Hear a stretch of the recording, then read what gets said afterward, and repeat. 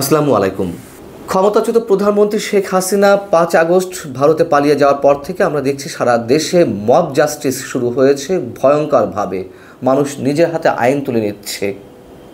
কিন্তু সোমবার মব জাস্টিসের যে নিকৃষ্টতম উদাহরণ এই বাংলাদেশের সৃষ্টি হলো, তাকে আমরা কোন সংজ্ঞায় ফেলব?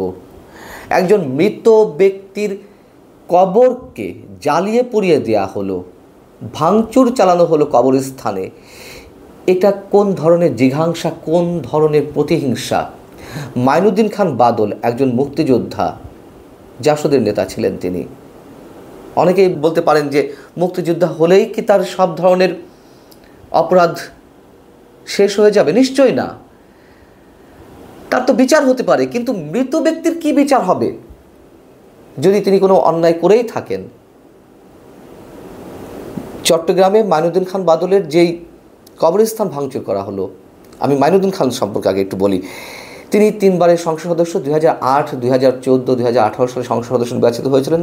2019 নভেম্বরে তিনি মৃত্যুবরণ করেন। তিনি একজন মুক্তিযোদ্ধা, তিনি ফ্রন্ট লাইনে মুক্তিযোদ্ধা, অন্যতম সংগঠক মুক্তিযুদ্ধের।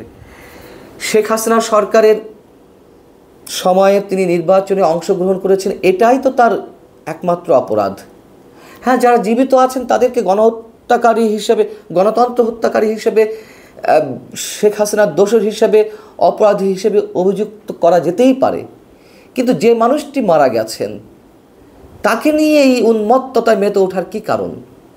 মাইনুদ্দিন খান বাদলের স্ত্রী তিনি ফেসবুকে একটি স্ট্যাটাস দিয়েছিলেন। সেখানে তিনি বলছেন যে একটি নিরপেক্ষ সরকারের আমলে যদি মানুষ কবরেও শান্তিতে থাকতে না পারে, তাহলে আমরা কোথায় যাব? আমি এই ঘটনার সুষ্ঠু তদন্ত বিচার দাবি করছি। বাদল কখনো কোনো দুর্নীতির সঙ্গে ছিলেন না, তার কোনো বদনাম নেই, তিনি একজন বীর মুক্তিযোদ্ধা, এটা আমরাও জানি। মাইনুদ্দিন খান বাদল কোনো ধরনের দুর্নীতির সঙ্গে জড়িত ছিলেন না, কিংবা তার বিরুদ্ধে অন্য কোনো অপরাধের কোনো অভিযোগও নেই। যারা আগুন দিয়েছেন কবরে, যারা ভাঙচুর চালিয়েছেন, তারা নিঃসন্দেহে সারা দেশে যে মব জাস্টিসের একটা উন্মাদনা চলছে, সেই উন্মাদনায় নিজেরা উন্মত্ত হয়ে এই কাজটি করেছেন। কিন্তু কেন? মব জাস্টিস নিয়ে সারা বাংলাদেশে এখন কথা উঠছে, এক ধরনের প্রতিবাদ গড়ে উঠেছে।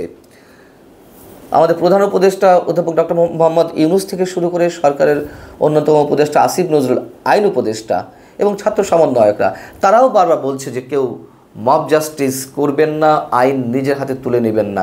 কিন্তু হচ্ছে তো, আমরা দেখছি কারো কথা কেউ শুনছে না। একদিকে আইন শৃঙ্খলা পরিস্থিতি রিস্টোর করা যায়নি, এখনও পর্যন্ত রিস্টোর করা যায়নি, আর একদিকে তাদের কথাও কেউ শুনছে না। কেন শুনছে না? তাহলে কি আমরা বলবো যে সরকারকে কেউ গুরুত্ব দিচ্ছে না? এ কথা আমরা বলতে চাই না, আমরা ভাবতে চাই না। তার কারণ বর্তমান সরকার, বারবার একটা কথা বলছি, ব্যর্থ হলে অনেক বড় বেশি খেসারত দিতে হবে আমাদেরকে, পুরো জাতিকে পে করতে হবে। কিন্তু সরকারের কথা কেউ শুনছে না কেন, সেটিও আমাদের ভেবে দেখা দরকার। এই যে কাণ্ডটি ঘটিয়েছে, আমরা কাদেরকে অভিযুক্ত করব? বিএনপিকে, জামায়াত ইসলামীকে, তাছাড়া আর কাকে? এখন কেউ পাল্টা যুক্তি হিসেবে বলতে পারেন যে না, আওয়ামী লীগের লোকেরাই সরকারের কাঁধে বদনাম দেওয়ার জন্য, তাদেরকে অন্যভাবে অভিযুক্ত করার জন্য এই কাজগুলো ঘটিয়েছে। সারা বাংলাদেশে নানান ধরনের ষড়যন্ত্র চলছে। এটা কোনো ষড়যন্ত্র অংশ হয় কিভাবে? আর যদি করেও থাকে আওয়ামী লীগের নেতাকর্মীরা, আমি তর্কের খাতিরে বলছি, সেটাও কেন দূর করা যাচ্ছে না?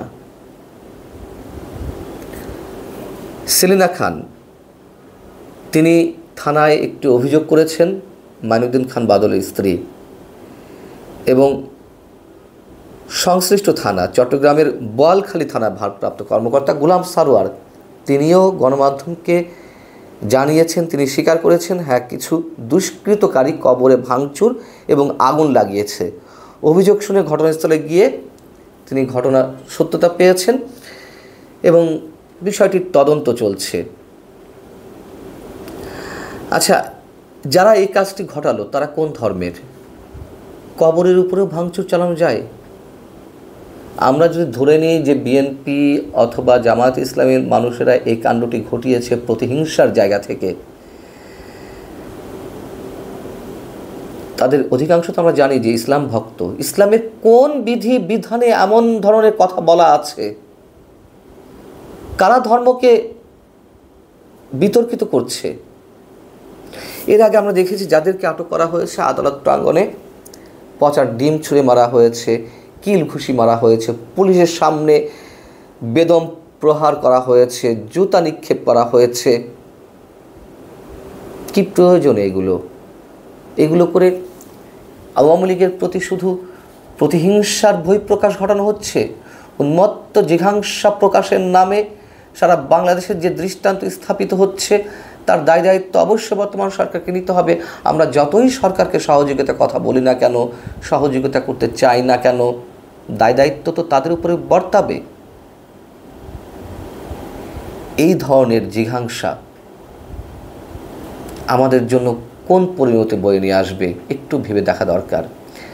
সাবেক বিচারপতি শামসুদ্দিন চৌধুরী মানিক, তার প্রতি আমাদের নিশ্চয়ই অনেক অভিযোগ, তার প্রতি অনেকে ক্ষুব্ধ। তিনি ভারতে পালাতে গিয়ে আটক হলেন। আটক হওয়ার পরে যে ভিডিও ছড়িয়ে পড়েছিল, তিনি স্বাভাবিকভাবে অসুস্থ, ঠিক আছে, কিন্তু মোটামুটি সুস্থ ছিলেন। তাকে পুলিশ হেফাজতে নেওয়ার পরে আমরা দেখলাম যে তিনি প্রচণ্ডভাবে অসুস্থ হয়ে পড়লেন এবং হাসপাতালে ভর্তি করানো হলো। তিনি মৃত্যুর সঙ্গে কদিন পাঞ্জা লড়ছিলেন।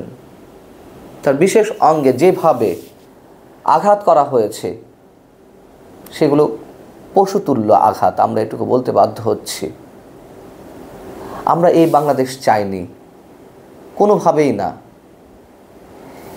ভেবে নেওয়া হয়েছিল এই সরকারের আমলে অন্তত বিচার ব্যবস্থা একটা অনন্য নজির স্থাপন করবে, কিন্তু আমরা এই মুহূর্তে অন্তত এখনো পর্যন্ত সে কথা বলতে পারছি না।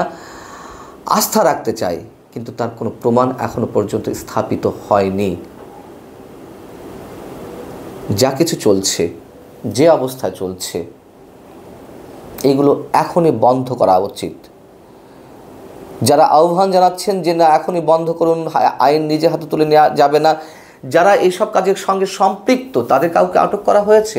আমরা দেখেছি হাইকোর্ট প্রাঙ্গণে আইনজীবীরাও মব জাস্টিস অবলম্বন করছেন, তারা সেটিকে বেছে নিচ্ছেন।